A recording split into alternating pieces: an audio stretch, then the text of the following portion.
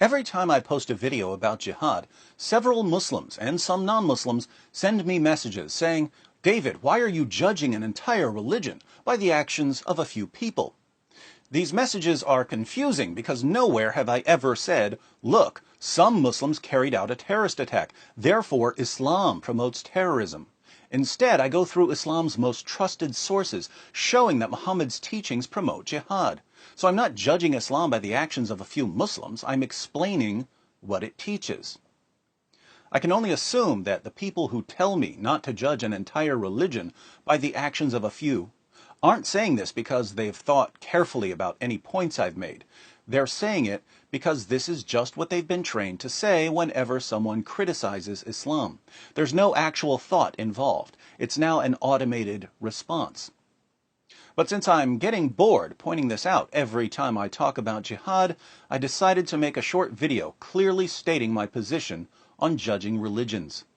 My official position on judging Islam is this: we don't judge Islam based on the actions of Muslims who slaughter unbelievers in the name of Allah, or rape their female captives, or beat their wives into submission, or murder cartoonists. We don't judge Islam by ISIS, or Al-Qaeda, or the Taliban, or Boko Haram, or Al-Shabaab, or any of the other terrorist groups who want to violently subjugate the entire world to Islam.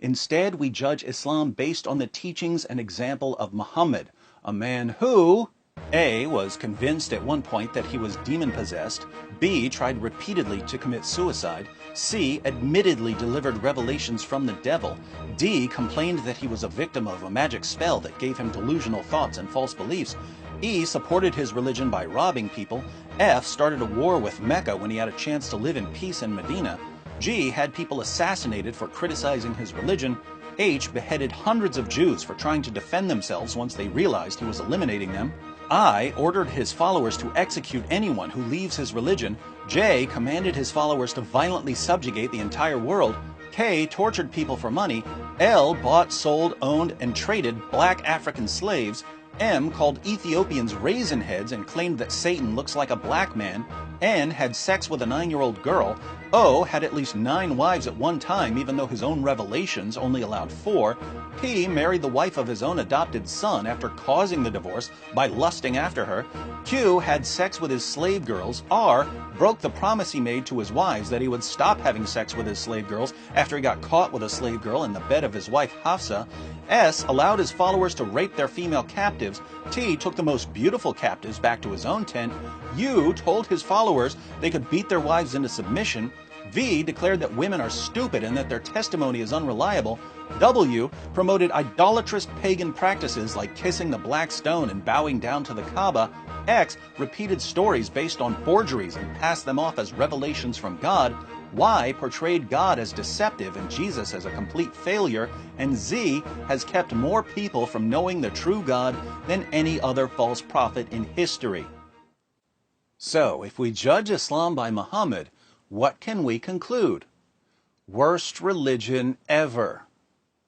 But we need to be consistent here, which means that we shouldn't judge Christianity based on the actions of Christians who invented hospitals to care for the sick, invented orphanages to care for unwanted children, pioneered the Western education system by starting universities like Oxford, Cambridge, Harvard, Yale, and Princeton, led the scientific revolution, ended slavery in the West, and so on.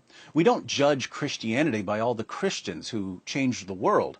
We judge Christianity by the teachings and example of Jesus, who A. created the universe, B. sustains the universe in existence, C. laid aside his glory so that he could enter creation as a human being to suffer for our sake, D. as to his human nature was born of a virgin, E. fulfilled dozens of Old Testament prophecies, F. miraculously fed thousands of people on more than one occasion, G. walked on water, H. could calm storms by speaking, I. healed the sick, J. cleansed the lepers, K. cast out demons, L. raised the dead, M. made the lame walk, N. gave sight to the blind, O. gave hearing to the deaf, P gave hope to the oppressed. Q confronted and rebuked their oppressors. R broke down the barriers that kept people divided by race, class, and gender.